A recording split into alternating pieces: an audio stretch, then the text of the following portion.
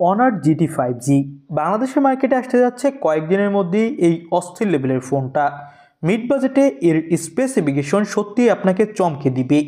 বাংলাদেশের মার্কেটে আসলে এই ফোনটার দাম কত কী হবে, কবে কি আসতে পারে এবং এই ফোনটার ফুল স্পেসিফিকেশন সম্পর্কে জানাবো আজকের মূল ভিডিওতে। চলুন আজকের ভিডিওটি শুরু করা যাক। শুরুটা করব লুক এবং ডিজাইন দিয়ে। এই ফোনটাতে নতুন একটা ডিজাইন দিয়ে নিয়ে এসেছে অনার।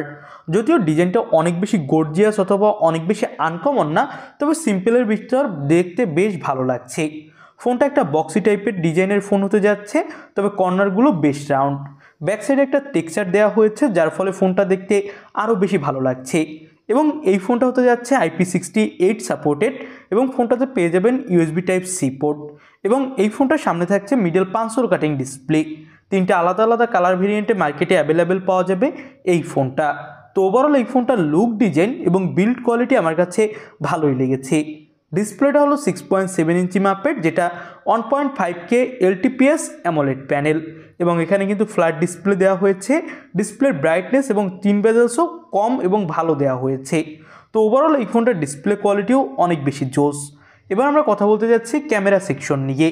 ফোনটাতে ব্যবহার করা হয়েছে ব্যাকসাইডের ডুয়েল ক্যামেরা, 50 মেগাপিক্সেলের প্রাইমারি ক্যামেরার সাথে 12 মেগাপিক্সেলের একটা আল্ট্রা ওয়াইড ক্যামেরা পাবেন এই ফোনটাতে। সামনে দেওয়া হয়েছে 16 মেগাপিক্সেলের সেলফি ক্যামেরা।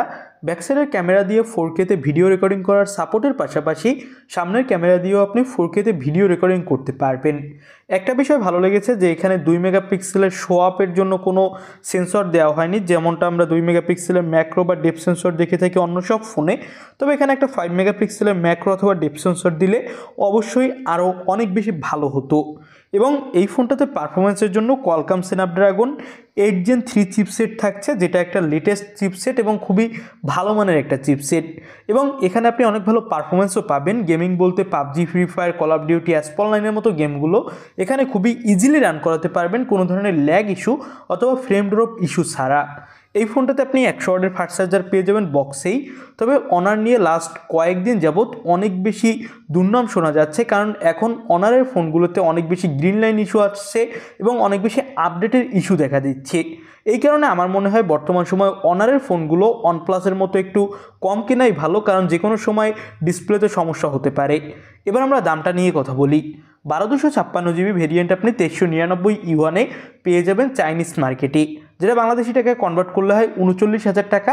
অবশ্যই বাংলাদেশের মার্কেটে যখন আনঅফিসিয়ালভাবে আসবে তখন এর দাম ধরে রাখতে পারেন 42 থেকে 45,000 টাকা। আনঅফিসিয়ালভাবে এই ফোনটা অবশ্যই দেশের মার্কেটে পাওয়া যাবে। আপনাদের কাছে এই ফোনটা কেমন কী লাগলো সেটা অবশ্যই আমাদের কমেন্ট বক্সে জানাবেন। নতুন কোনো ভিডিওতে আপনাদের সাথে কথা হবে। আজকের মতো ভিডিও এখানেই শেষ করছি। আল্লাহ হাফেজ।